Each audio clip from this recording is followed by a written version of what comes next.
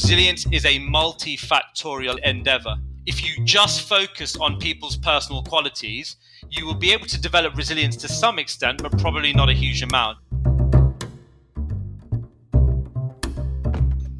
Hi, and welcome to another episode of 80% Mental, the greatest podcast ever made.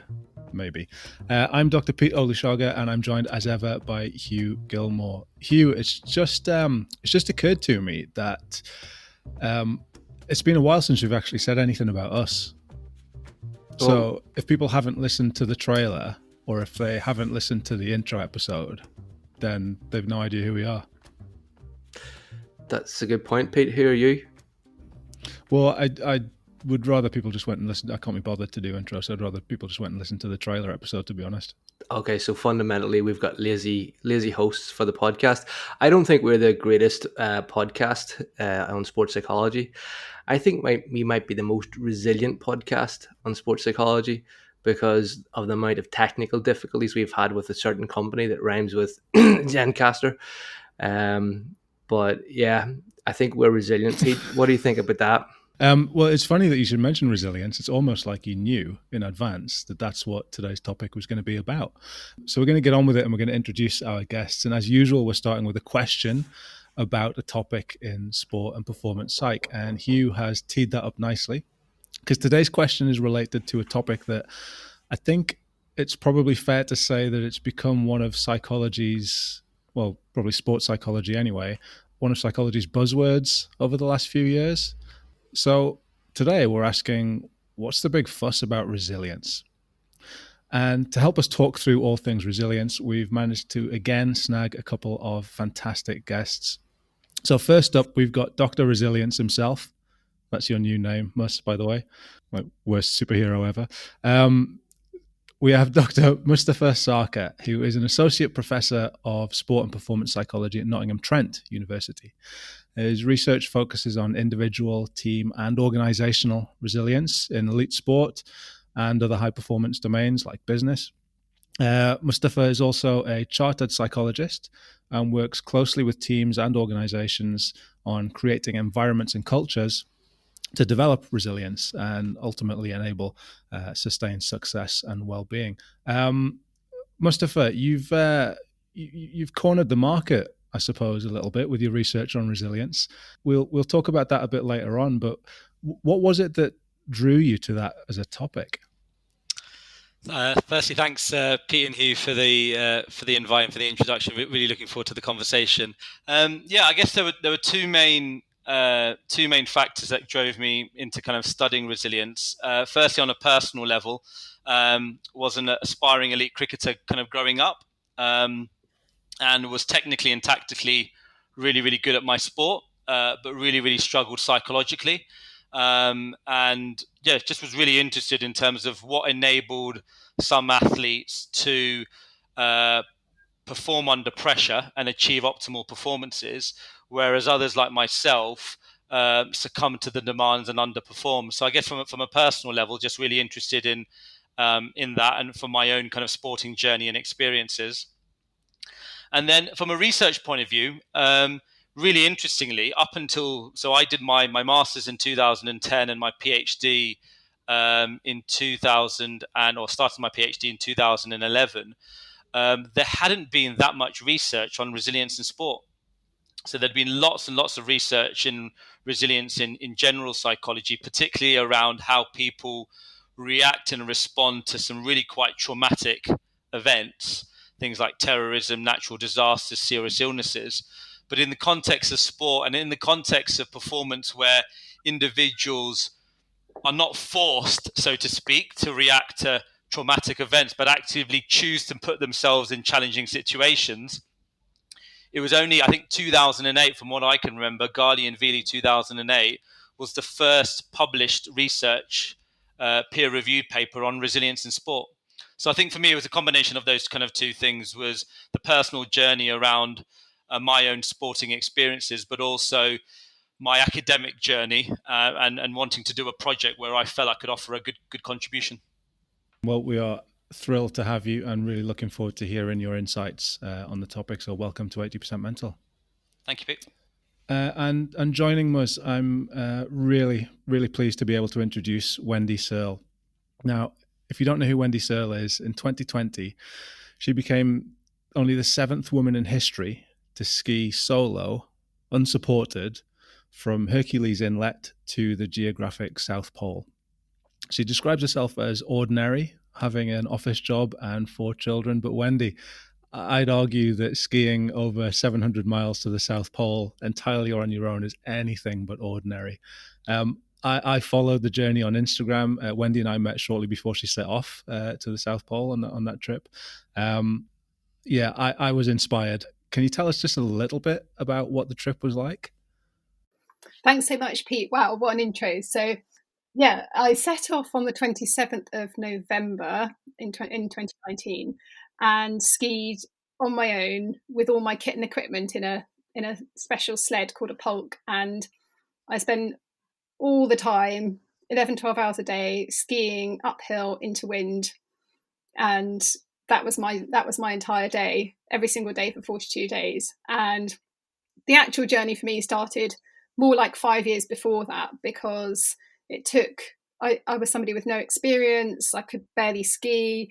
I didn't have any money. I didn't have any time off work or anything like that. And actually, the journey for me was more like 5 years and 42 days. So it was a monumental challenge to tick all the boxes that were required to get to a point where you could actually be dropped off in the middle of nowhere by this tiny ski plane, and then, survive, navigate, keep yourself, fit and well, and then ski into pole successfully. Hugh, I think we've hit the ball out of the park with our guests again, haven't we? Yeah, I'm very excited, Pete. I first of all, I'm blown away that it's uphill to the South Pole. I would have thought, that sounds wrong, doesn't it? Because we're going south, it should be downhill. Yeah, exactly. And then the fact that there was Instagram capabilities in the way there, like, it's just amazing. And I didn't know you were a cricketer, and that's kind of funny, because if I had known you're a cricketer, I wouldn't have invited you on, because I don't really like cricket. But I'm sure you'll be resilient with that judgment of your sport going forward. Pete. Well, I've just realised that I called your Wendy, your solo expedition to the South Pole, a trip, as if it was like a bunch of 11-year-olds going to Alton Towers or something. So apologies for that.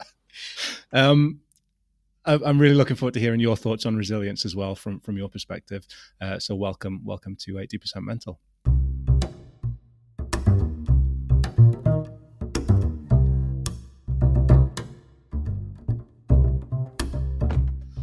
Should we get on with it? Let's get on with it. Wendy, I'm going to come to you first, actually. Obviously, we heard about some of your experiences in the intro there, and I really want to hear your thoughts on the topic. If I gave you 10 seconds, how would you define resilience? Oh, wow. So I think it's handfuls of several different things, but for me, what's worked for me and how I look at resilience is that I have a healthy dose of optimism. I always think tomorrow is going to be a better day, even when it's 3 solid days of whiteout skiing into nothingness. And as well as that, maybe some equanimity. So you can't really do anything about the weather, what other people are doing, conditions or any of those things. You can only control what you can physically and mentally control. So trying to just accept what was and getting on with the day, I think that is really a big part of it. Some flexibility, which is a bit like equanimity, I think, and a bit of drive and self-belief. And that's a really interesting one, because I don't think I truly believed that I was going to make it to Pole until I saw the South Pole Station, 9 nautical miles out from Pole. But actually, the success of that trip has definitely changed how I see myself. So that was a bit longer than 10 seconds. Well, I mean, please carry on. If you have anything else, I guess, what it really means to you. You talked about a couple of things there, didn't you? The flexibility, the optimism. There's a lot of stuff in there. Yeah, and I think some of the things that you draw on, and I think what's interesting, actually, looking at what Mustafa said about being an elite cricketer, and he actually said failing at it, which I'm not sure perhaps we can dig into that a bit. But I've come at sort of adventure expeditions, resilience, if you like, from a completely different angle. I came to it very late in life. I'd kind of done a bit of running. I'd done a bit of a few sort of camps out, nothing really, and then to do this massive journey. But I had loads of tools of life experience almost that you would use if you leave a job or you fail your driving test, and you have some of those skills to draw on if you're that bit older, I think. Dr. Resilience, listening to Wendy speak there about what resilience is and what it means to her from the perspective of someone who's achieved something like incredible under really difficult circumstances, it's a topic that you've studied as a researcher for a long time. What are your thoughts? What do you make of what Wendy's saying, and what does the research tell us? Yeah, I think in terms of what Wendy mentioned, it certainly resonates in terms of some of the characters. So we did a study looking at resilience in high achievers across a range of different kind of contexts, whether that was in sport or in business or politics, education. And some of the characteristics that Wendy mentioned were kind of have come up in some of that research. So some of the personality characteristics around optimism. I'm really glad that actually Wendy mentioned healthy dose, because I think there is also an element where you can have unrealistic optimism, and I think a lot of the research we've done kind of suggests that it's actually what you might call realistic optimism, which is, and again, I think that's what Wendy mentioned about those healthy doses being really important. The sense of control comes up and again loads of times in terms of resilience. And then, in terms of self-belief and confidence certainly comes through as well. The one thing I would say is that from what Wendy mentioned, for me, those are what I might call protective factors or characteristics of someone who might demonstrate resilience. For me, if we strip resilience back to its very, very simplest sense, it's the ability to withstand pressure or the ability to maintain functioning when you're under pressure. Ultimately, that's the essence. But then the characteristics that then form under that then are other things that obviously Wendy mentioned.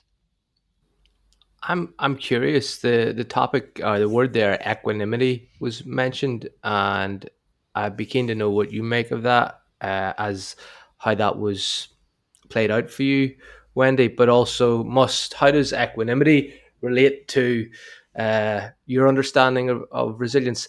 And also, can somebody actually tell me what equanimity means? Because I'm a bit lost in that one for people like me with not the big word book beside them. I'll tell you what I think it means. I think it means acceptance of things how they are. So if the weather's bad, that's just how it is. If something happens, you have to adapt and accept. Would you agree with that, Muzz? Yeah, for my I've got a limited base knowledge of the term, but yeah, in terms of sense of control, certainly that's certainly come through in terms of certain situations, certain circumstances that are not in our control. But then we are in our control in terms of our ability to react and respond. So certainly that features in terms of some of the work that we've done around resilience and particularly around developing resilience for sure. I mean, resilience is one of those terms that's seen as pretty much universally positive. It's something that we should strive to be. And we've kind of touched on that already. We'll come back to this a little bit later on in the episode. But I suppose rather than talking about what resilience is, maybe the more interesting question is, what does being resilient actually allow you to do? And I wonder if you can perhaps give any examples of when you've drawn on what you consider to be resilience. And again, I'll go with Wendy first, because you touched upon some of these examples earlier on. I think I would talk about an example from the trip where, there you go, I called it a trip. An example from the expedition where it's relentless. So you're skiing all day long. You're and it's just putting one ski in front of the other for hours and hours and hours. And then I'd finished skiing for the day, and because I'd made enough mileage or I'd done the hours that I wanted to, and I'd be putting my tent up on my hands and knees because I was just absolutely done. I had absolutely nothing left, and I'd sort of fall into my tent and get the cooker on and just be so glad to be inside in some shelter, eating something warm and getting into a nice cozy sleeping bag. And I had absolutely no idea how the hell I was going to get up and do it all again the next day. And the mornings were the worst. So for about 4 days into the expedition, I was fine. And then for the next 3 weeks, every single morning, I was crying, thinking, this is absolutely horrendous. I have no idea what I'm doing here. I just want it to be over. And then somehow I'd make myself, and this is what the sort of bit that is interesting, I guess. I'd make myself get dressed, get out of the tent, and get skiing. And somehow, when I made that hurdle, I was then skiing towards the next campsite. I was skiing towards my next sanctuary, if you like, and then it was fine again. But it was that time between sort of waking up and thinking, oh my goodness, I'm still here, and I've still got weeks and weeks and weeks to go, and I'm not a very patient person either.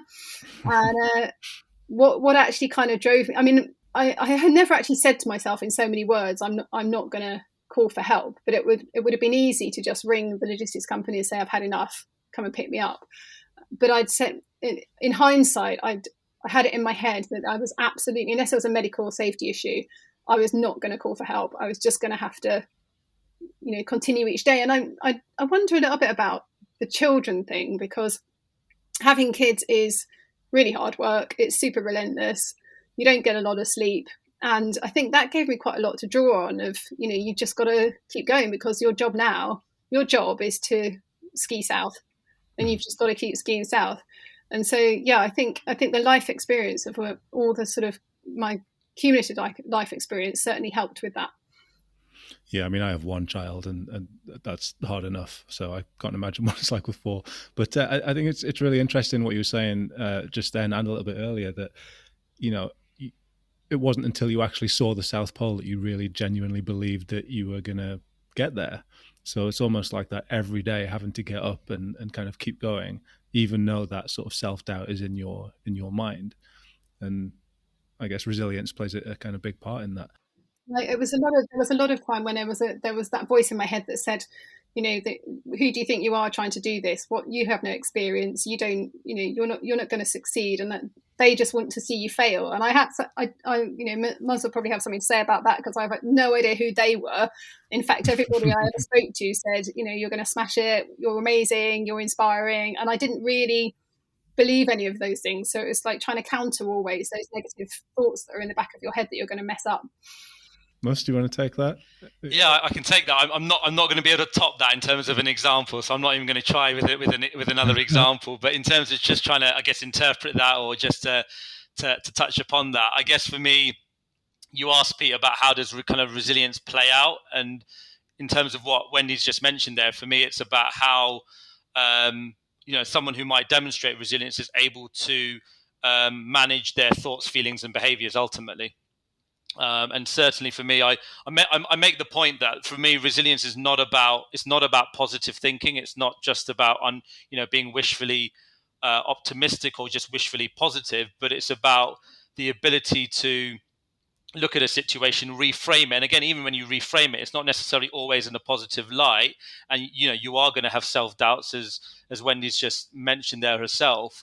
But it's being able to take that situation and potentially just see it in a slightly different light, see it in a different context, or see it in a different kind of way or format. So for me, that's, I think, and ultimately where resilience plays out, is the ability to have that self-awareness of your thoughts, feelings, and behaviors, and ultimately that leading to hopefully high levels of performance, but also high levels of well-being as well.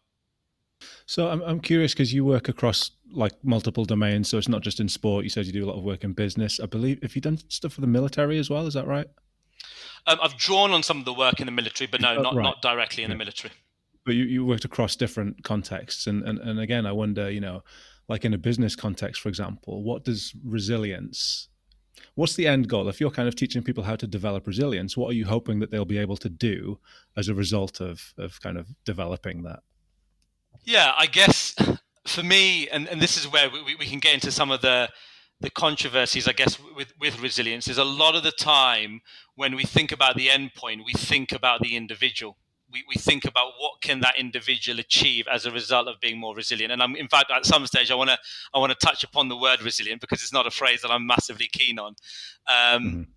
But I just want to be clear. I'm not talking about what they can achieve. I'm talking about what they're able to do. And there's a slight difference in that, just to be clear. Yeah, and for me, in terms of what they're able to do, I guess, for me, they're able to probably work a little bit.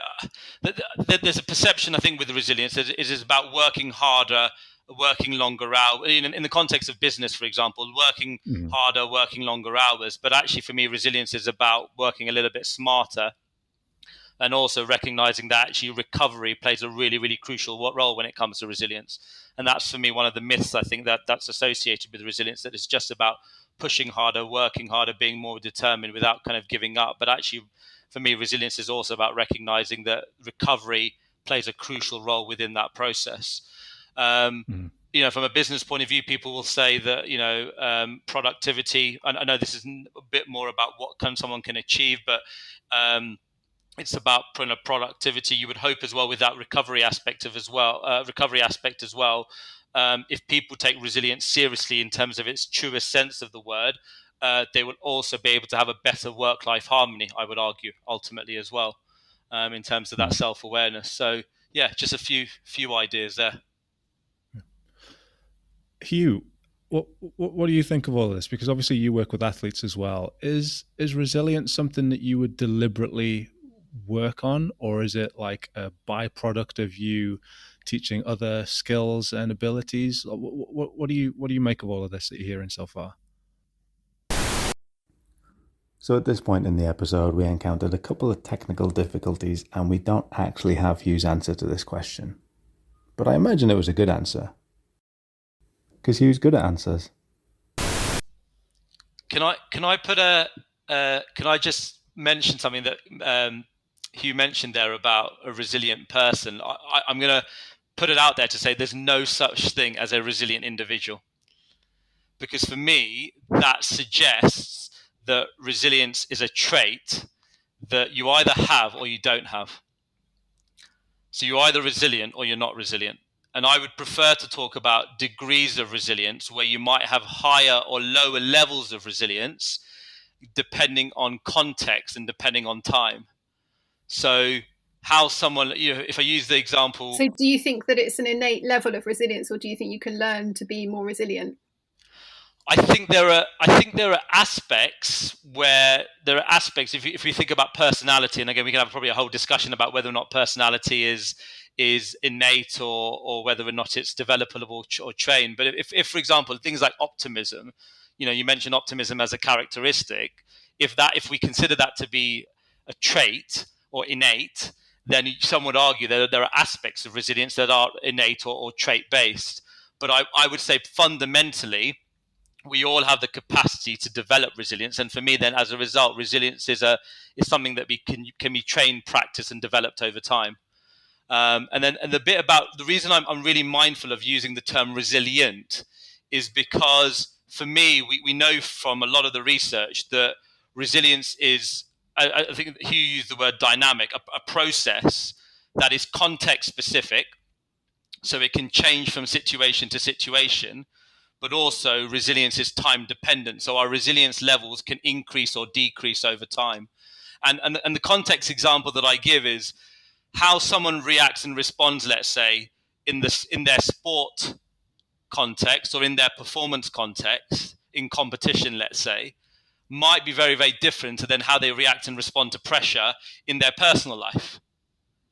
So I think we need to, when we're using the term resilience, rather than just using the blanket term resilient, as a resilient person, resilient individual, thinking about it as context specific.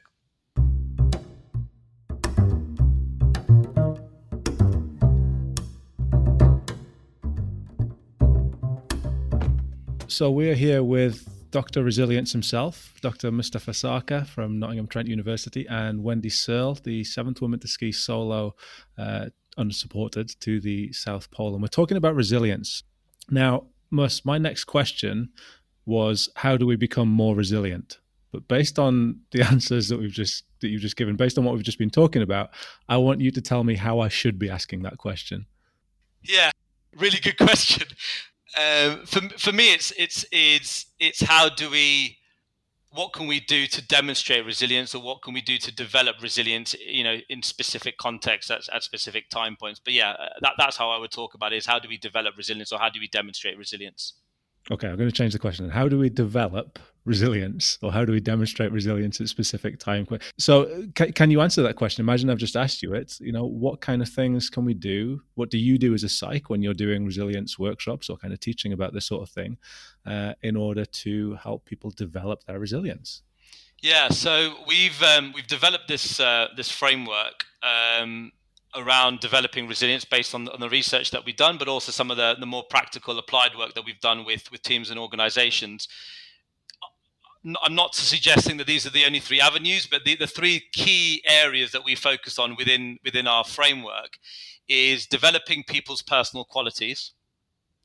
Very, very similar to what Wendy mentioned earlier on about the qualities around sense of control, flexibility, optimism, acceptance, all of those kind of personal qualities, or what you might kind of call psychological characteristics. Alongside that, and this goes back to the conceptualization of resilience as this kind of dynamic process, that's this interaction between the individual and the environment, is I do a lot of work with coaches and managers to think about what environment are they creating for their athletes and their employees. So as well as the personal qualities, we also develop or we also talk about developing what we call a facilitative environment. And a facilitative environment is an environment where there is high levels of challenge and high levels of support. And then ultimately what we argue within our framework is that if you develop people's personal qualities and you create a facilitative environment, you're more likely to have individuals develop this challenge mindset, which is around helping, going back to the thoughts, feelings, and behaviors, helping people to reframe how they might experience pressure and stress overall. So those are the three key aspects: the personal qualities, the environment, and then the beliefs and thoughts around the challenge mindset. And Wendy, I'm interested because you kind of asked the question initially, do you think it's innate, or do you think it's something that can be developed? I'm really interested to hear your thoughts on some of this stuff as well. I really think it's something that can be developed. I see it all the time when I'm either working with young people or people who are doing different challenges, expeditions. And I think about it, and it's much less scientific, but I think about a staircase of resilience, whereby you start with a smaller challenge and you might climb Snowdon, and it might be appalling weather, but you've done it as a team and you succeed and you're really buzzing. And then you think, I didn't think I could do that, but actually I did it. And so you think, right, what's the next step that I can do that's slightly harder, slightly more challenging? But, the whole idea of challenge is you're not quite sure whether you can achieve it. That's sort of the point. And then you can kind of put yourself in that next step, in that next challenging situation. I think there's quite a lot of, I sort of think about it as being comfortable with being uncomfortable. So there's lots of situations where, you are sort of wet, tired, cold, fed up. You'd really rather not be there, but then you've made some progress during the day, and then you can kind of, that gives you a bit of a spurring on to keep going. You've made it through the day, you're still alive, and then you can have another go tomorrow. And the more things you do that are on that staircase of resilience, the more you realize what's possible. And when I set out on my Antarctic trip, I really had no idea whether I could do it. And I'd crossed Greenland, and after I crossed Greenland, I thought that was literally the hardest thing I've ever done. I don't think I can do anything harder than that. But when I went to Norway for my first ever training trip, I did 6 days of polar training travel, and I thought that was hideous. That's the hardest thing I've ever done. I don't think I could do anything harder than that. But now I've completed that Antarctic journey, I feel scarily invincible, and I think, right, I've achieved something that was really really beyond my comfort zone, what I thought that my abilities might be, if I thought about it 4 or 5 years ago. So it makes you think, and really builds that idea that you can achieve things even though they're unbelievably hard. Andy, I'm very curious. Mustafa has just talked about high challenge, high support. I haven't been to the South Pole, but I imagine that when you're on your own pulling your sled behind you, there's not a lot of high support. there's a lot of high challenge, and I'm just curious, like when you hear the terms high challenge, high support, did you feel you had a sense of support there, or where did you get that sense of you were supported, or mentally were you creating your own support? How does Mustafa's research relate to your experience in those frameworks of high challenge, high support? Definitely high challenge, without question. And the support thing is interesting. So I think there were two elements for me, and one was definitely the support I had back home, because yes, it was a solo expedition, but I had so many people who were either giving me morale or giving me kit or giving me money. Then my family, who had just been amazing throughout the kind of whole training and journey to the start line.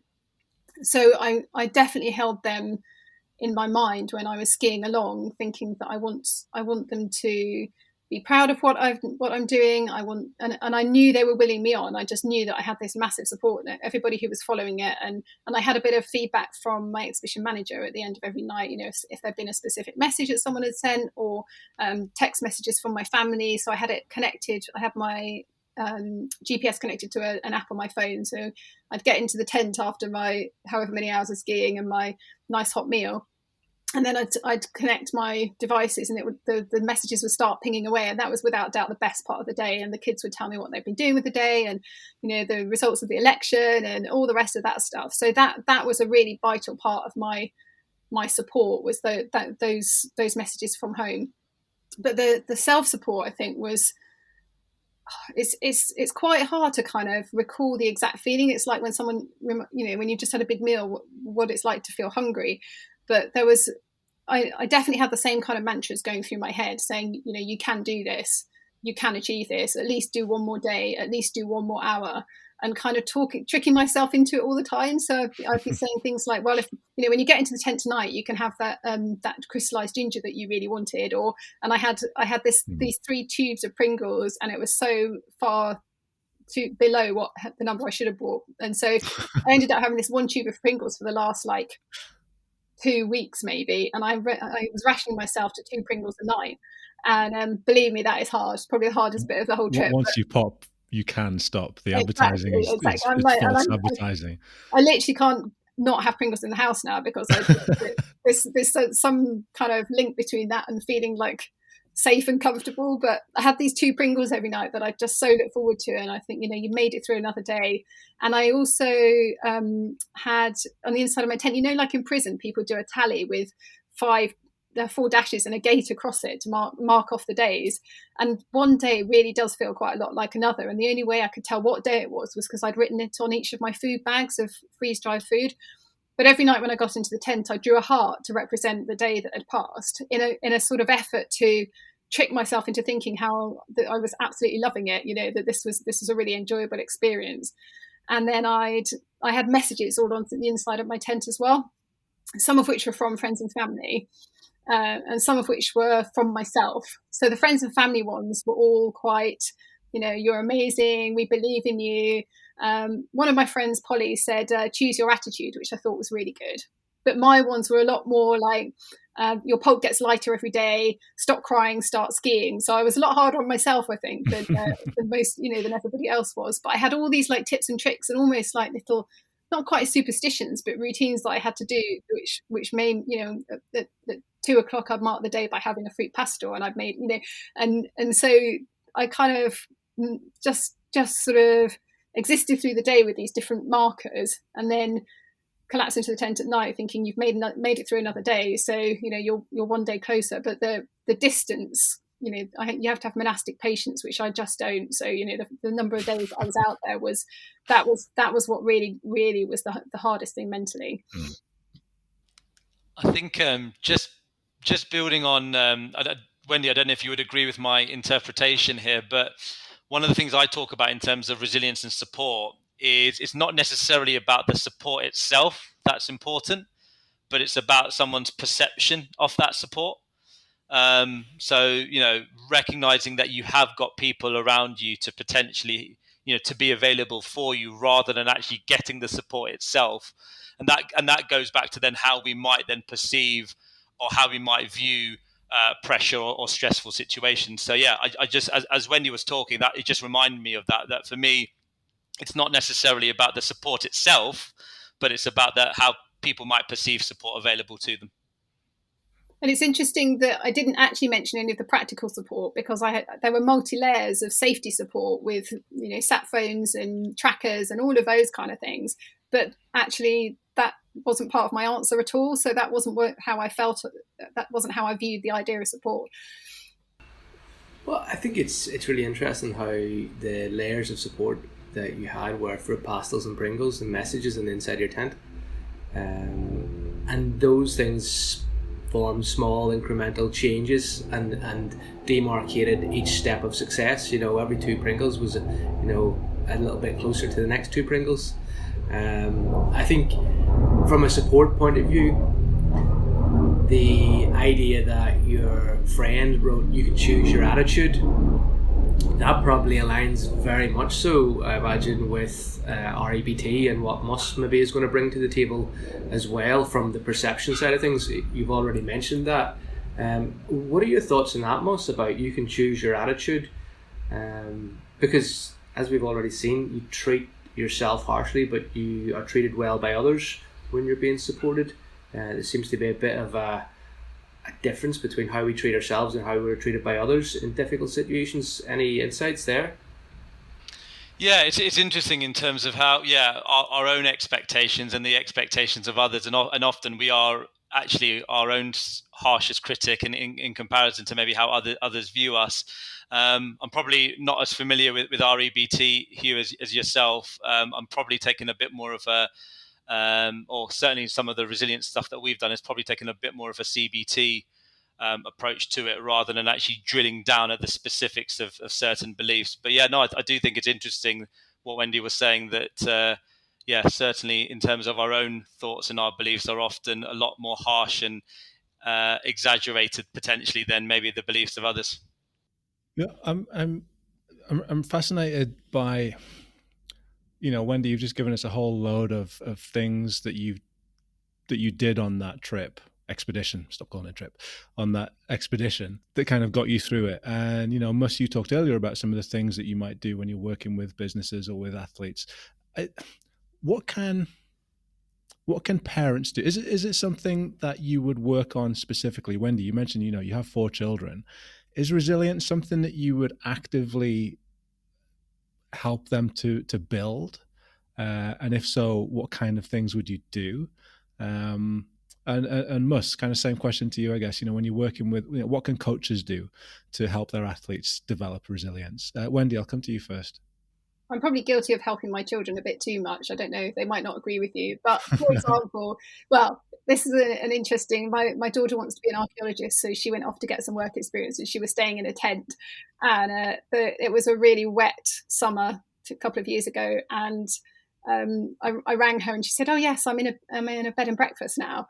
And I said, "What do you mean? What happened to your tent?" She said, "Oh, it was really, really raining, and I just felt like it was a bit miserable, and there was water coming in my tent. So I phoned Papa, and he paid for a B&B." And I was like, "Why didn't you ring me?" And she said, "Well, I know for a fact you would have said, just get on with it. It's just a bit of water." So I think, and maybe it's about helping them to learn to make their own decisions about things and supporting that. But it's a really tricky one. I'm not sure, I've got that right, but I think it's instilling in them a belief that they can achieve if that's what they choose to do. But resilience wise, I think I'm more I think probably more independence than resilience, because I'm not sure what I could draw on that I would say with the tools that I'd used if I have done that. Mus, you're sort of nodding your head along there a little bit. Independence, resilience. What can coaches do to help athletes develop or build resilience? What kind of things might you suggest? Yeah, I guess the first thing I would mention actually is, both in terms of coaches and parents, that the point I often make when I speak to coaches is to think about their own resilience first before they think about developing resilience in others. And I think for me, that's just a really, really important point, just generally speaking. Think about your own resilience before thinking about how you might develop it in others. And then I guess for me, both parents and coaches in slightly different ways. I would probably go back to the the kind of the high challenge and high support in terms of the environment that parents and coaches are creating within their respective kind of context, whether that's in the home environment for parents, whether that's in the training environment for coaches, is to think about, those levels of challenge and support. The analogy that I give is creating bumps in the road. The analogy with when the speed bumps are there in the road to help us slow down, and often, I'm sure everyone's seen this kind of example where we think about where we are and our destination, and we often think it's this straight line. But often, I would say, particularly with young athletes and young children, is often we try to create that straight line, but not necessarily create some of those bumps that are very inevitable part of anyone's journey, whether you're an athlete or a young person. So trying to create, obviously they need to be appropriate, they need to be manageable, but trying to create appropriate speed bumps along the road and the support mechanisms in place to be able to deal with those speed bumps. So when people face speed bumps later down in the road, they're in a better position to be able to deal with that. And then I think for me, just one other real kind of simple thing I do with coaches, and we've actually got a PhD student at the moment looking at parental resilience. So I'm not going to, we're still very much in the early stages of that. But for coaches and parents, I would say just the use of questions. I think for me, the use of questions to help people to build their own self-awareness, I think is really, really important. So, going back to the whole reframing aspect of it, questions, such as, is there another way to view this situation? Is there anything positive you can take from this situation? What's the worst thing that could happen? I think just helps someone to just develop their understanding of how they're thinking, feeling, and behaving in those particular situations. And slightly unscientifically again, I remembered that one of the things that I kept thinking about when I was skiing along and on hard expeditions, and in general, is some advice from my mum. And when I was younger, I always used to think it was a bit trite, a bit naff, but she always used to say, just try your best. And I do say that to my kids as well, because I think and when I set out on the expedition, my aim was to be the fastest woman to ever ski that route solo. And it became pretty apparent after not very many days that this was about me in Antarctica, and I was not going to get the record by a couple of days. And a few people asked me, how do you feel about having failed? And, comes back to Ms. what you were saying earlier about having failed as a cricketer. And I think it's a really interesting way of viewing it, because I literally never think about it like that. I don't think of it as a failure, because I know that I put in absolutely 100% effort. I couldn't have done any more at the end of every day. I was absolutely done in at the end of every single day. I skied the last day, I skied for 25 hours straight, and just to make it to pole. And I know that I kind of left everything out there. So I think if when you were a young cricketer, if you absolutely tried your best and it didn't work out, at least you can walk away thinking I gave everything, and that makes it feel like not a failure, but something you tried. Mus, we heard from Wendy there.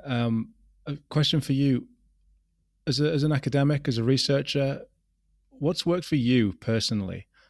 What's made you feel more resilient? No, not feel more resilient. What's made you feel like you're demonstrating resilience? Yeah, it's interesting. It's interesting. Wendy also mentioned about personal kind of life experiences and life kind of circumstances. That certainly definitely played a role with myself in terms of having gone through personal life circumstances, but also just general kind of experiences in sport, in academia. Wendy saying there about the failures and the kind of the ups and downs of that. I think that's certainly played a role. I think I've developed this capacity, but in terms of my reflection has become a lot better, I think, in terms of being able to take those lessons forward. Because the question I always get is resilience just about experience? Is it just about developing experience? And I go, well, yes, to some extent, our experiences plays in our ability to be able to then deal with future situations. But experience on its own doesn't really mean a huge amount unless you actually learn and do something with that experience. So I think for me, that's something that I've just got better at, is using those experiences to my advantage and using those experiences to teach me what I can do better, but also what I need to do to continue moving forward in the right direction. What about you, Hugh? Do you feel like you're demonstrating resilience? I don't know. I don't know. I think at certain points, you end up realizing you're not demonstrating resilience, and those are the big, the big wake up calls where you go like, "Oh no, something has to change." But I suppose then that relates back to Mustafa's reflective points. I think the interesting thing for me, as I'm a fan of REBT, and the idea being that I don't need, or I should be having a belief that doesn't require others to accept me, and it doesn't require my life to be perfect, and it doesn't require for me to be good at anything. So REBT focuses on the idea that you don't place any demands on yourself along those three domains, and I think when you do that, it stops taking the pressure so seriously, and it reduces your ability to. I can't even get a f***ing sentence out here. This is horrendous. See, I'm not coping now, Pete. There, look what you did. Well, I think Hugh and I both demonstrated resilience the other week when we went on the Coaching Discourse podcast, where the premise was that we had to drink a minimum 8% beers. I drank 11% beers and was still standing by the end of it. So I think that was my demonstrating resilience. If you want to check out that podcast, by the way, head over to the Coaching Discourse podcast on Twitter. The first 20 minutes are fantastic. I can't really remember the last 20 minutes, so you'll have to see for yourself.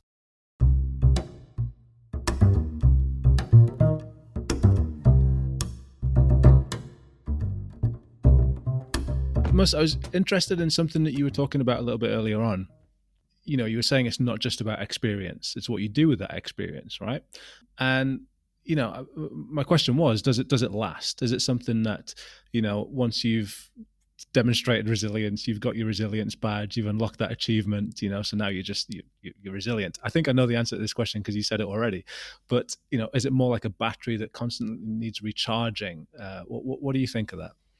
Yeah, I think for me the simple answer to it is no. It's not something that will last all the time. It is like a battery that will need recharging, and I think if we take that, it's about recognizing exactly but we were just discussing previously about recognizing situations and contexts where your resilience levels are tested, and also time points in your life where maybe, for example, your resilience levels are higher or slightly lower. If I give a really ridiculous, simple example, I know, for example, generally my resilience in a workplace context is pretty good. I'm able to react and respond pretty well to disappointments, to rejections, whether that's academic work rejections, those kinds of things.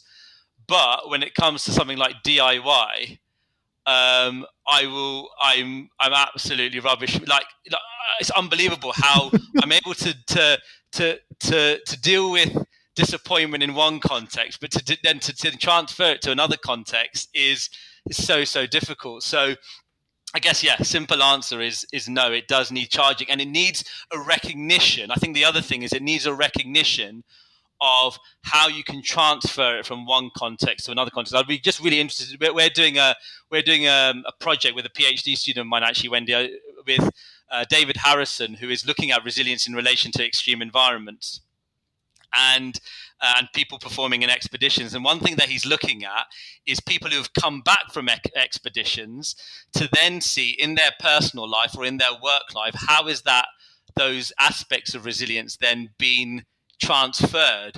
So it's a bit of a long-winded answer, Pete, there, but in my view, no, I think it does need recharging, and it needs a recognition of context as well, and the transfer of context. I feel I'm the complete opposite to you, Mus, in terms of putting IKEA furniture together. I mean, that's what I call DIY. I can do that all day long, whereas in my work life, I just throw my toys out the pram. Wendy, what are your thoughts on this? Have you managed to do that, to transfer some of the sort of resilience that you've built from your experiences to other areas, other domains in your life? How does that work? I'm going to disagree from a personal perspective. So I have this moment when I saw the South Pole and I knew I was going to succeed, and all those hours and days and years of fundraising and training and getting up at 5 a.m. and lying in ice bars all kind of telescoped into this one, and the 42 days on skis into this one single moment of, you're going to succeed, you've cracked this. And even now, however many 18 months on, when I think about that moment, I feel euphoric. I can draw on those feelings. I feel again the kind of feelings of success, of happiness, of relief, all of those things, all sort of bound up in, it was all worth it, because look at this amazing thing that, the expedition has been a success. And I can draw on that and still draw on that quite regularly. And I often think, well, I can do that. And my other love is skydiving as well. So if I have like a big presentation to make, or a difficult conversation to have, or a training session I don't want to do, I think, well, I skied to the South Pole. I jump out of airplanes for fun. I can do this. So I did this, therefore I can do this. And it's almost like a little reverse PTSD, where this moment was so amazing and so important in my life that I feel like I can keep going back to that. And it's 18 months perhaps isn't very long, but I don't feel like I've got to go back and recharge. In fact, it's the opposite. I draw on that all the time, as, and I definitely do not have my shit together. Sorry about saying the swears, but, but what I know is that whatever life throws at me, I will be able to cope with it. And so that's how I feel about my own resilience. Out of interest, Wendy, do you consciously draw on that? You kind of, I'm just interested to know, do you consciously actually decide that you're going to be drawing on those previous experiences? The reason I ask that is because, I don't know, Pete, from your experiences with students, I just find students really interesting that when they've come into university, a lot of our students have come from some very difficult personal backgrounds. And then when they're trying to complete university work, they don't actually realize some of the skills and strategies that they've used in their personal life to then transfer to then trying to then complete or do good university work. So for me, I don't think that transfer is always guaranteed. In your particular case, it seems that you've used that transfer and done something with it. So it's just my thoughts in relation to that.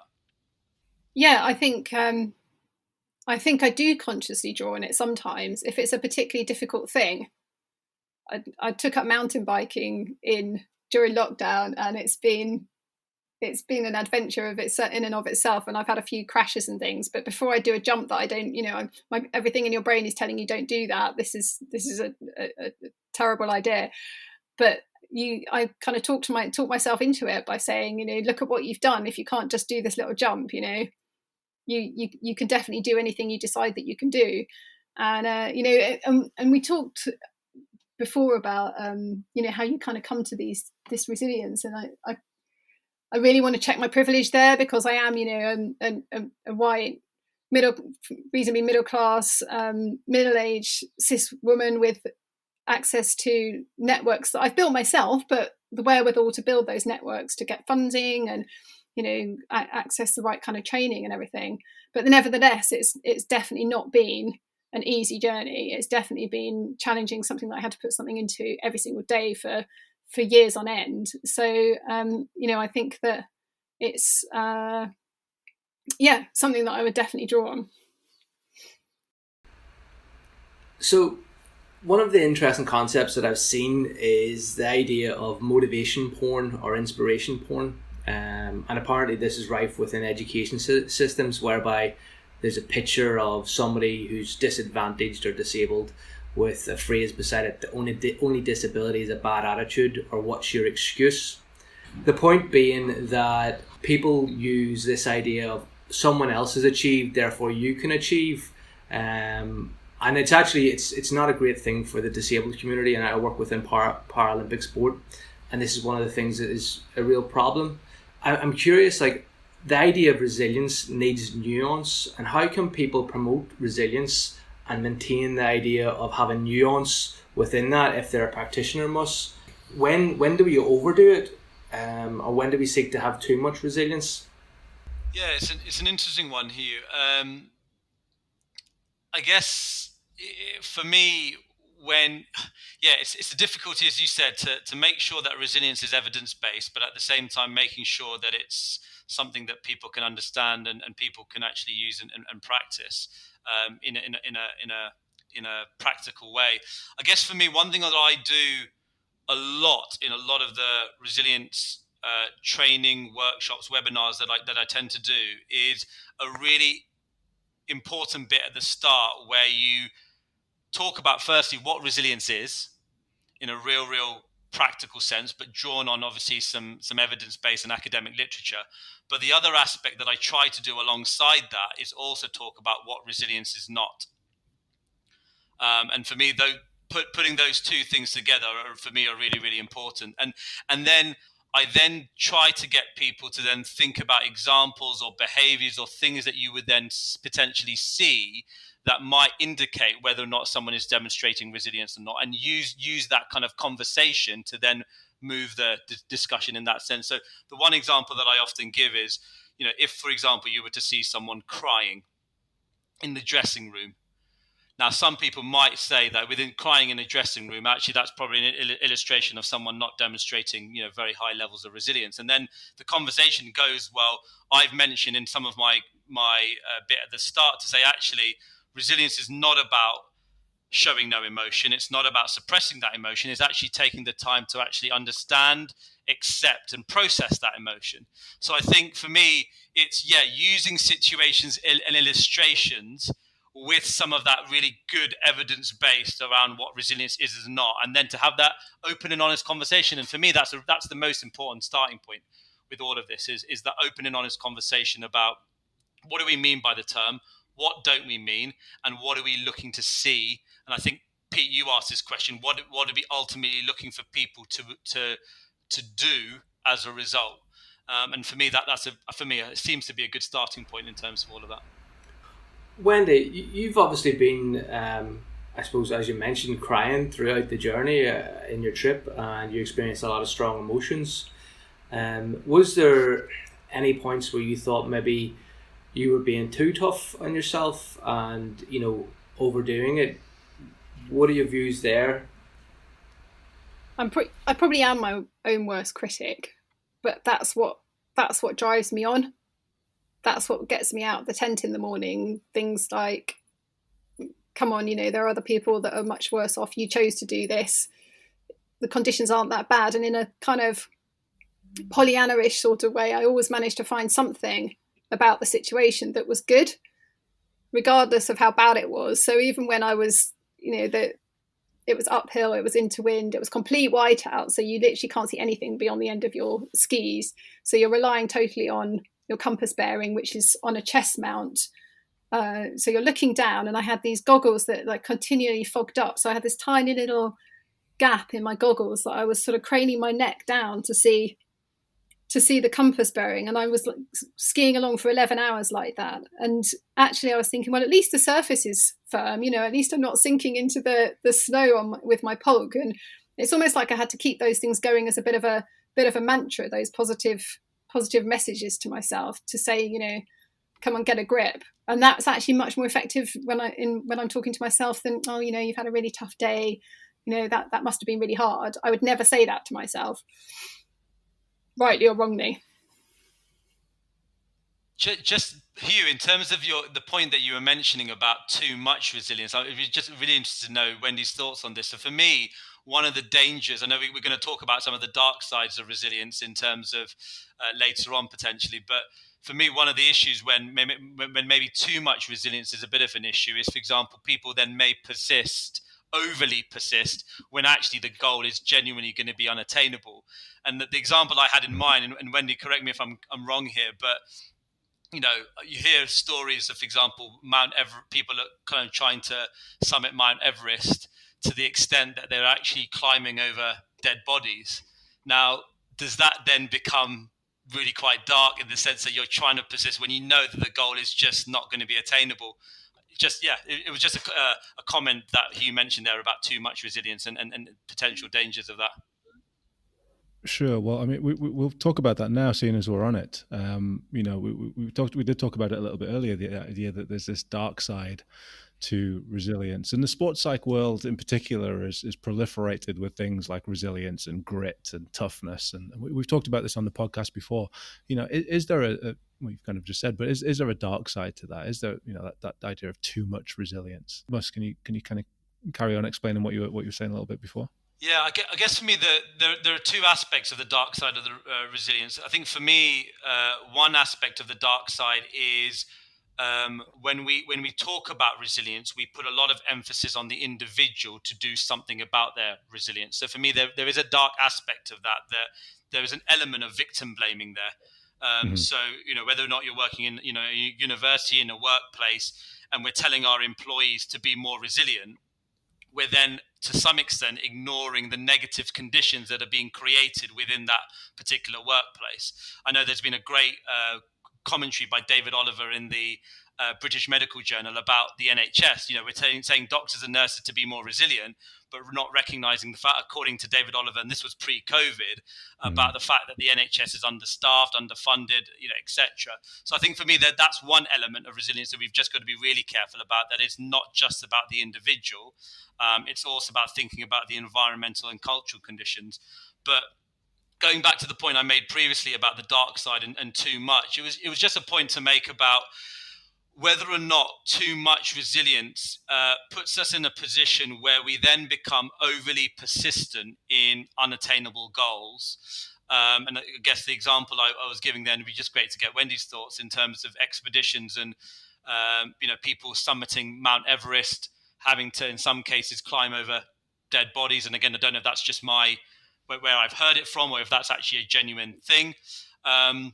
And actually, is there a time that actually someone who demonstrates resilience recognizes, actually, I'm not going to be able to do this, so let me change my tact and go in a slightly different direction? So that was just one other point. And then, I think the other issue is that if someone who demonstrates lots of resilience on a regular basis, do they become too tolerant to any adversity that they face? So sorry, quite a few bits and pieces in there, but I hope interested to hear what Wendy's has to say. I think the Everest example is a really interesting one, because that's certainly something that, not just on Everest, but the expeditioners and people who, the sort of self-selectors who go on those kind of trips, they want to achieve, they want to succeed, and anything less than getting to the summit is considered a failure, regardless of whether that's because of weather conditions or any other thing. But I don't think that's necessarily about resilience. I think that's a little bit like a hot-headedness, a little bit like, well, I've come this far, I'm gonna finish the job, or you don't tell me what where I can and can't go. All those kind of things perhaps permeate more than that it's just about resilience, because they've got as far as wherever they've got to. That's got to have taken quite a lot of resilience in the first place, and I don't think that's kind of in question. But it comes back to the element of resilience that's about flexibility. So, okay, you might not make the summit that day, but can you come back another year? Can you choose a different 8,000 meter summit? Can you just kind of, as you say, frame it differently? So it's just about the learning experience that's come from not getting to the summit. So I'm not sure that it's down to the resilience factor, the whole sort of Everest, or not, but. Too much resilience, I don't know. I think there's that bell curve of stress, isn't there, where you need a bit of stress, and I definitely am the sort of person that thrives on a bit of stress. So maybe that's another sort of personality thing about sort of doing these big expeditions and big challenging things. I struggle to recognize when it's too much. And then things sort of start to, I feel like I've got lots of spinning plates a lot of the time. And, if you let go of one, the whole thing kind of comes crashing down. So it's interesting, Wendy, that you mentioned that about, having so many plates to spin and feeling as if they all crash down. I often use the example that every corpse in Everest was once a highly motivated person. And I think the odds of dying on Everest is 1 in 6, which is roughly the same as playing Russian roulette. And yet I wouldn't look at anybody who plays Russian roulette as having, a degree of resilience because they're taking that risk. So it's interesting to hear you talk about how people can be hot-headed and self-selected for these difficult challenges.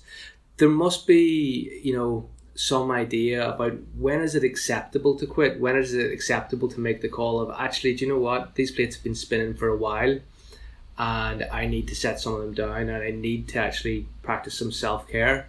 So your experience, I'm just curious, like, how do you know when yourself you need to quit, or when does it become acceptable to quit? And do you have any experience of quitting other endeavors, and how has that process been for you? Maybe it's good or bad that I haven't had much experience of having to quit an endeavor, so that only reinforces my belief that anything's possible with enough time to overcome challenges. And Shackleton actually went as far as, I think it was 97 nautical miles from pole, and turned around and came back, and knowing he could probably have made it, but that he would have died on the way back. And I'm sure that that decision haunted him, but at least he was alive for it to haunt him. And I think for me as a mother, I think there's certainly a point at which I think this is not more important than my kids. This is not more important than my family. That would be the point at which I thought, actually, I can come back and do this another day. But if I carry on, then, I'll never see my family again. So I think it's probably that would be the tipping point for me. I'm absolutely fascinated by this discussion. It brings me back to a bit of research that I did a couple of years ago. I haven't published it yet because I haven't got the resilience to get around to actually writing it up. But we did some research with some coaches, and it's about the difference in the terms that we're talking about here. So we're talking about resilience, but we're talking about grit as well. So, grit is this kind of, relentless pursuit of goals, where resilience might be something that's slightly different. And in this data that we've got, it suggested that having a high degree of resilience might actually have been protective against their burnout, whereas grit was perhaps the opposite. So for coaches who were displaying these, what we call entrapment profiles, so they were kind of in the job because they felt like they had to, high degree of stress, don't really want to be there, yet have high levels of perseverance, really want to keep going, pressured to keep going and keep going. They're the ones that experience burnout. Whereas coaches who had that resilience, like that, seemed to be protective against burnout. So just really fascinated with this discussion here that resilience seems to be, I don't want to say a good thing, but it seems like we're talking about this grit, this relentless pursuit that can be perhaps more damaging. I don't know what you kind of make of that. Yeah, it's interesting. I don't know whether or not I don't know if this is backed up by any research. I guess for me, whenever I talk about resilience, I put self-awareness really at the heart of that. And I don't know whether or not with the notion of grit, about that kind of the passion and perseverance for long-term goals, is that at the expense of not recognizing when things are detrimental to your well-being, it kind of etc. So for me, yeah, resilience, at the heart of resilience for me is about self-awareness. So yeah, I think I can see those are really, really interesting findings, what you've just described, and I can see potentially why I provide a potential explanation for that. But yeah, I haven't got any research data, so to speak, to back that up. But again, I think it just sort of demonstrates the amount, all of these different terms that are out there. The grit, the growth mindset, the mental toughness, the resilience. And I suppose there's a bit of an argument to say, and Wendy, I don't know how aware you are of kind of all of these terms that get thrown around there, but there's an argument to say that every couple of years we get something new, like psychological safety, right, is the sort of flavor of the month for a little while, and then it's on to the next thing. And like what would you say to that, as somebody who's involved in sports, somebody who's involved in the research? Like what do you make of all of these different terms that get thrown around? I do feel that even though there are terms that are what you call the kind of the flavors of the month, I still do think that shouldn't it doesn't necessarily mean then that it's not valuable research in those areas. Because I guess the point I mentioned, because I do to some extent feel a little bit sorry for the likes of Carol Dweck and Angela Duckworth. I'm sure they've made lots of money on the back of what they've done, but at the same time, they probably did not expect that their research would have been being used in such, in schools and in education and in workplaces and in sport. So I do feel that's the responsibility of, well, I say us as a psychology community, but also the responsibility of organizations who are using this to actually understand and look at the research, there are, for example, with grit as an example, there is quite a lot of positive, research that talks about some of the positive aspects of it, but actually there is some research that talks about some of the issues around predictive validity and whether or not, that there are some other research that is taking a bit more of a negative spin. But I think we need to be a little bit more balanced, look at both sides, and also not just throw that research out just because it's a term that's being used. And I use the most recent example of psychological safety. Amy Edmondson's done some brilliant research in this area. Yes, it's not been applied to sport yet, and we need that context-specific knowledge. But I think we need a little, in my view anyway, we need a little bit more balance. Wendy? I wondered how much must you agree with that it's almost like a self-fulfilling prophecy, though, resilience, and it's about self-perception, because I think of myself as being a really resilient person, therefore I'm resilient. See what I mean? Yeah, interesting. I think, in terms of how we view ourselves, how we view our ability to deal with pressure and stress, I think then automatically, and I think that, again, I don't know, Wendy, would you say that that's come from prior experiences? Do you think that has kind of confirmed your beliefs then in terms of how you might? Totally. So I think for me that I think, it kind of leads back into that experience and learning bit, and also people being able to use those experiences to their advantage. I think that's the other thing, is I think probably people have experienced quite a lot, but actually not realized what skills that might have taught them or what they might have developed through those experiences. And it's maybe just honing some of those reflective skills, I think, as part of that.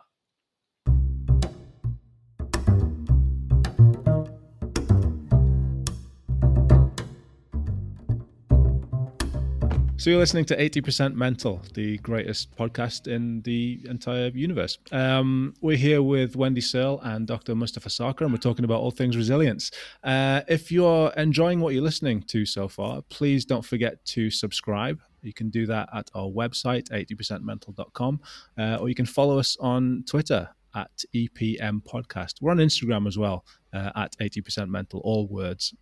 So you can follow us there, share, like, subscribe, do all those good social media things, and get in touch with us as well. What are your thoughts on resilience? What do you think it is? How have you demonstrated resilience?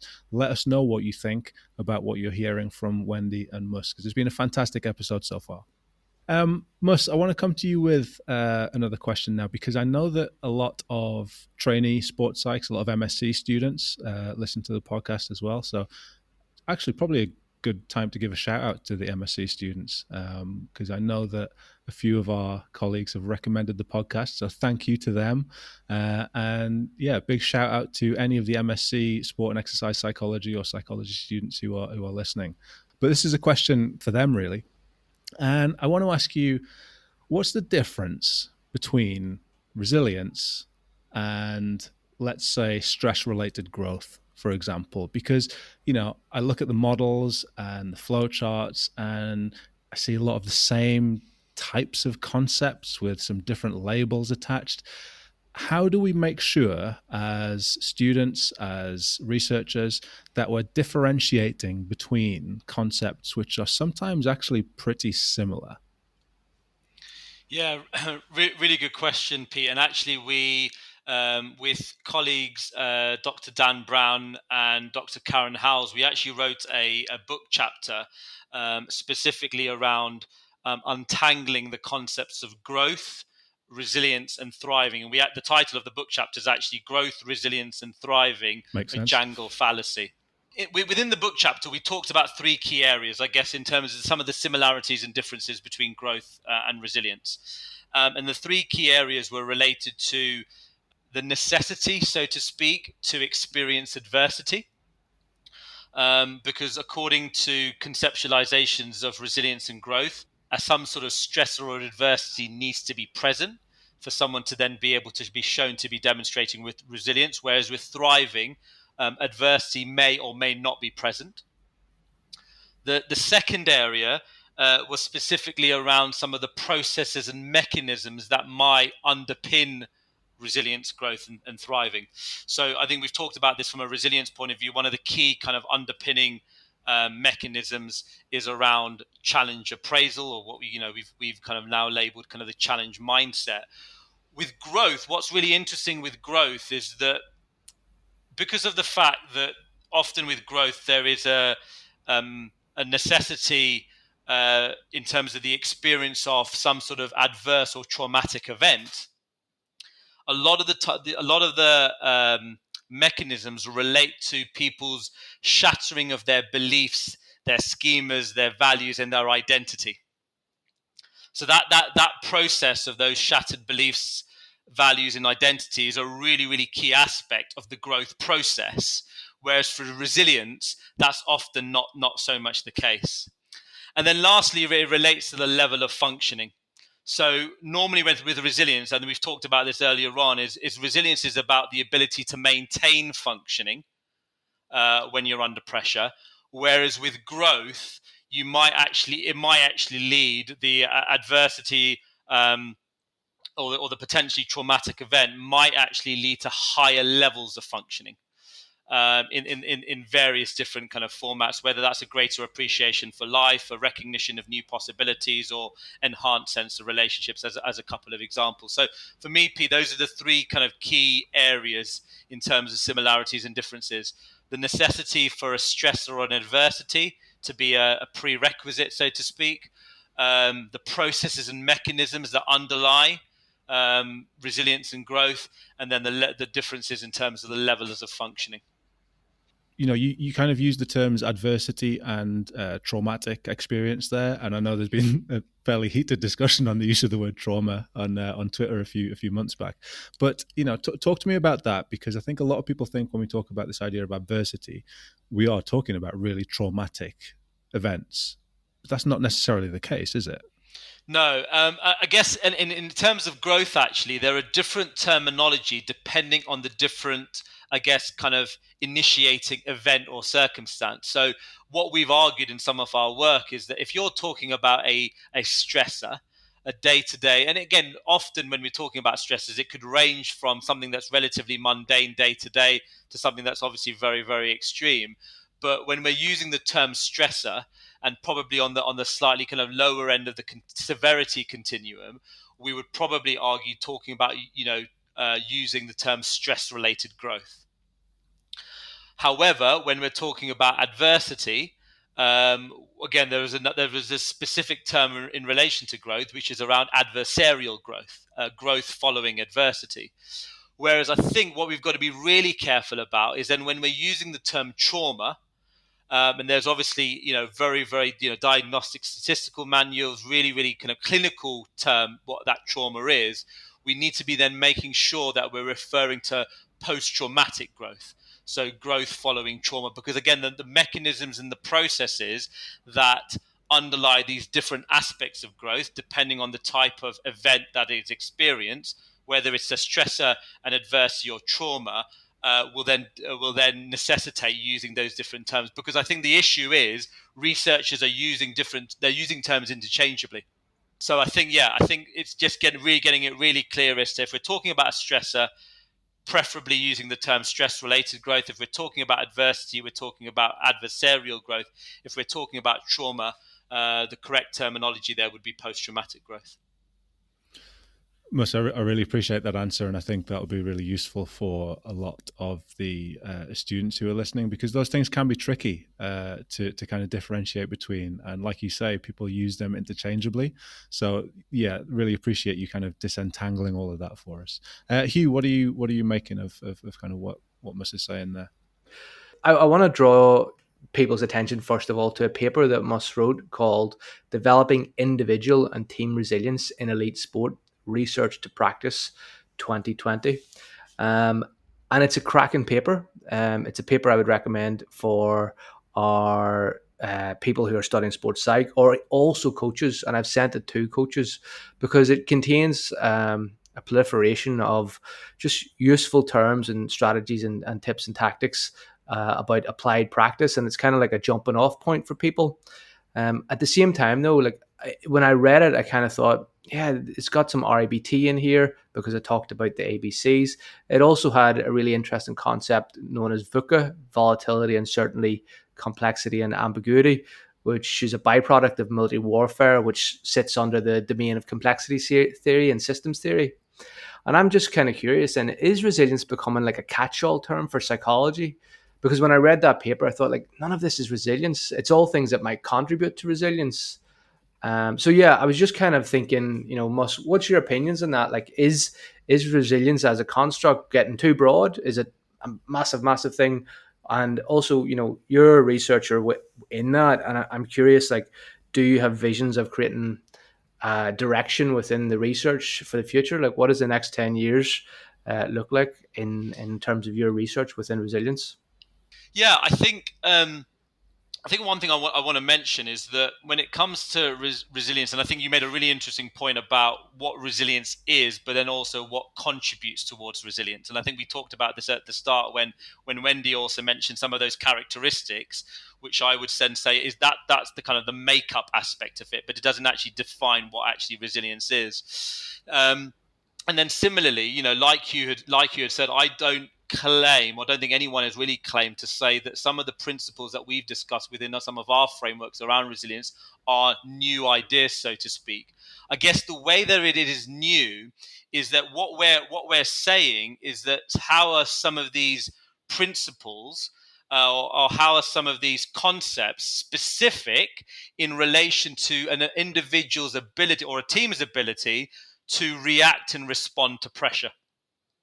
So it's not, REBT or, CBT, for example, around the challenge mindset. With the ABCs, for example, normally the A stands just for the activating event. From a resilience point of view, I think that A has then been framed as adversity. So I think what has been done with the resilience concepts is not to say that these are all new areas, but to try to apply some of this in the context of how people react and respond to pressure. The other example is around the personal qualities. Some of those people might recognize those as the PCDEs, for example, in relation to some of Dave Collins's work. But again, it's just thinking about how do those personal qualities, let's say, for example, motivation, we know that that's a really important personal quality when it comes to resilience. Motivation itself is not a new area or a new concept, but how motivation contributes to how someone might react and respond to pressure. So one of the things that we talk about is self-determined motivation, and that having an impact about how people view pressure. So if someone is self-determined in their motivation, they're more likely to view pressure as an active choice rather than a sacrifice, for example. And I think Wendy briefly mentioned about that a little bit as well. In the context of teams, again, we talked a lot about, transformational and shared leadership. Transformation and shared leadership have been talked about so much, but in the context of resilience, let's say, for example, shared leadership, what we've found is that sharing the leadership spreads that ownership and accountability, particularly when teams go through difficult or challenging situations.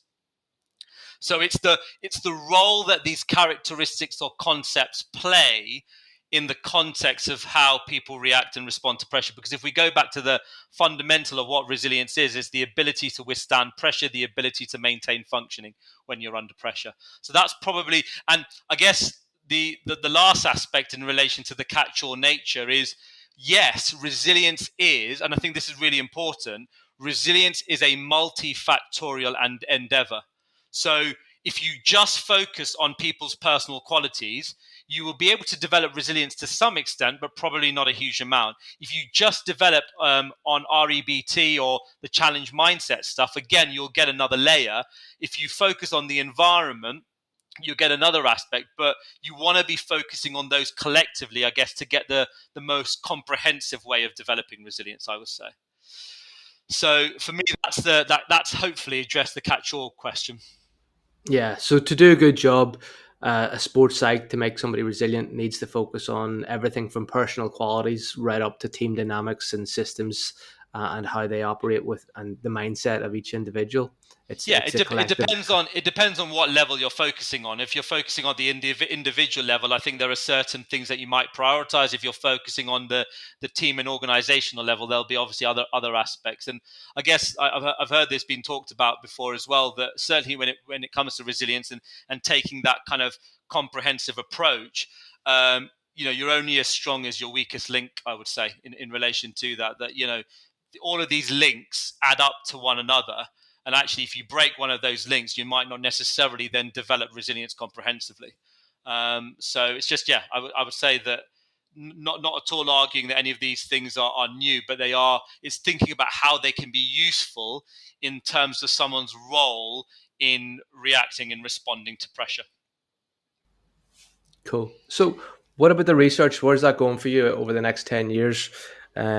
Where is resilience heading for you? Yeah, I think that's really, really interesting. Lots of different avenues. I think we've talked about a couple of those needs so far. I think firstly, definitely the need for longitudinal research. I'm sure students would say, how many times do we see that at the end of a paper about talking about the need for longitudinal research, but no one actually end up doing it.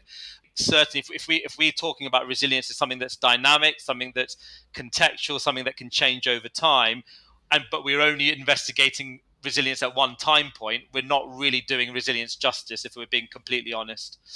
I think for me, from a sporting point of view, I get this asked a lot from coaches, is resilience in youth sport.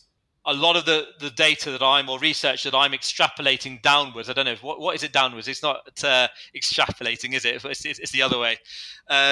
Interpolating. I'm interpolating, yeah.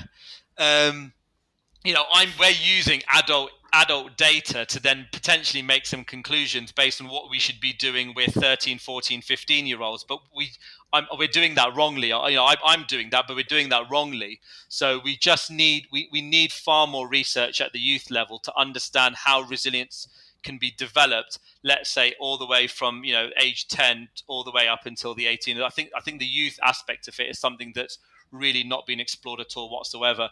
And then I guess we're now at the stage, if we start to get some more longitudinal data, and if we start to get some more youth data, we'll hopefully then be at the stage where we can do some intervention work. I think for me, that's where some of the resilience work hasn't got to quite yet, is I guess that the combination of being evidence-based and rigorous, but at the same time being practical for practitioners to be able to actually use some of this in practice. So we've proposed frameworks, we've suggested ideas, but I've not seen anyway, to my knowledge. In fact, there is one. Jolan Kegler's from the Netherlands has done some work around this. But apart from that, not a huge amount of intervention work. So for me, those are three areas: longitudinal work, more work with youth, and also intervention work. It's interesting you say about intervention work. Seligman did the Soldier Resiliency Program. And one of the biggest criticisms that I've heard of that is if you chuck a load of millions of pounds at people, things tend to get better. And that the program itself isn't replicatable because, again, it's a specialist situation. And again, there's so much money involved. How do we actually take anything out of that that's useful? So I suppose my question is, what's your view on Seligman's Soldier Resiliency Program? And do you have any critiques of that? Because I'm sure there's bound to be students here sitting thinking this is gold dust for their essays. Yeah, it's a really good question, actually, because I use Seligman's program quite a lot, particularly when I talk about the challenge mindset. And I think it's actually one of the books. It's called The Resilience Factor, and it's actually one of the books I do recommend, purely because it's one of the few resilience books that's got a good blend between having a good evidence base, but also being very, very practical. Having said all of that, I have seen some criticism around the program. You mentioned about the money. I don't know, in terms of the money aspects of it, the one thing I say positively about the money is the fact that shows that there was buy-in all the way from the Congress, all the way from senior management, all the way throughout the organization to put money behind it. I take the point that just because you put that money behind it, is there kind of a conflict of interest from that point of view in terms of then how they evaluate that program? So I think that there's an issue certainly with that. The main issue I think I have with that program, from what I've read and what I've seen, is they've very much taken the train the trainer approach. So Martin Seligman, Karen Rivich, all the way, from University of Pennsylvania, have obviously provided that program.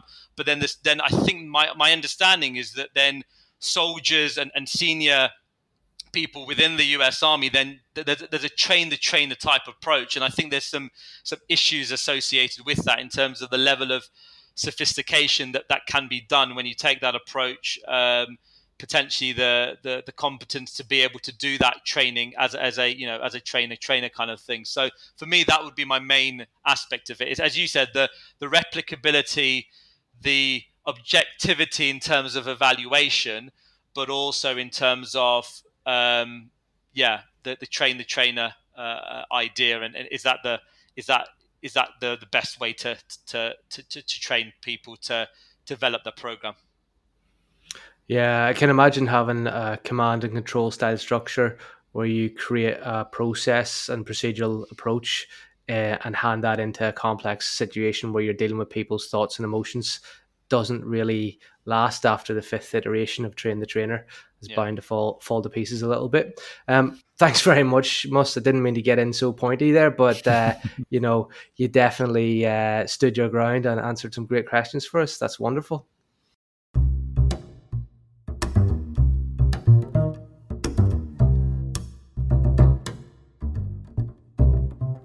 Well, the only thing left then is to thank our guests for coming on the podcast today. We've heard some absolutely fantastic insights from both Wendy and Mustafa about resilience. Really, really interesting to hear all about your experiences, Wendy, and your expedition, not trip, to the South Pole. And I love the 2 Pringle minimum. Well, 2 Pringle maximum, I guess it would be. That kind of kept you going throughout there. So, Wendy, thank you very much for joining us on the podcast. It's been a real treat having you on. Really appreciate you joining us today.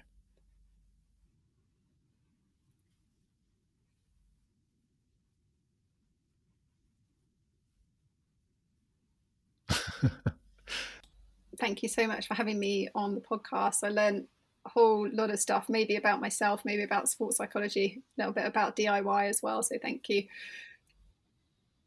It's been a fascinating discussion, and I can't honestly pretend I have all the answers. I know what's worked for me and has kind of got me to this point, but there's that Robert Frost poem that talks about I took the path less travelled, and that has made all the difference.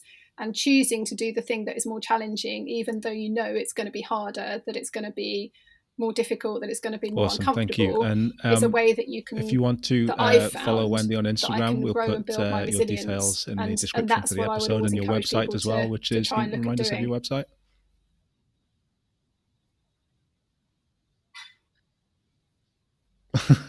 But absolutely worthwhile checking that out. Wendy, thank you very much for joining us. Really appreciate it. It's southpole2020.com. And Dr. Resilience, Dr. Mustafa Sarkar, thank you so much for joining us today. Again, really, really glad that you could join us on the podcast. It's your specialist area, so who else would we ask to come on this episode? So thanks for the invitation. Yeah, and it was really, really great to hear Wendy's stories and experiences in relation to this topic area. So yeah, no, great, thank you. Well, we've been talking for almost 2 hours. And I think that this has been a really, really fascinating episode, getting the insights from Dr. Mustafa Sarkar and Wendy Searle. We've talked about the definition of resilience, because it's one of those terms that's thrown around. So we've talked about this idea that it's the ability to withstand pressure, the ability to maintain functioning under pressure. That's what resilience is. We've talked about developing the capacity to sustain in environments, like sport, like business, where actually sustainability is quite a difficult thing because the environment itself isn't conducive to that sustainability. We've talked about that before as well in different episodes. But we've talked about how people might develop their resilience from a number of different levels, from personal levels, from organizational levels as well, and the need to have a holistic approach to developing resilience. It's not just down to the individual, and it's not just down to the organization. We've talked about some of the concepts that are actually quite similar, and Mustafa did a really nice job of pulling apart some of those concepts, things like stress-related growth, post-traumatic growth, We talked about the dark side of resilience as well, and some of those other terms that get thrown around like grit and toughness, and perhaps some of the negative impacts that too much resilience or too much grit, if you want to phrase it that way, might have. I hope that you've enjoyed listening to this episode. I know that I've learned a lot. If you have enjoyed it, please do listen to some of our other episodes. You can subscribe at 80percentmental.com. 80% mental is all words. So get in touch. Let us know what you think. You can contact us on the website or on Twitter at EPM Podcast. We're also on Instagram at 80% mental. Again, all words. I hope you've enjoyed the episode, and we will see you next time. Well, we won't see you. It's a podcast.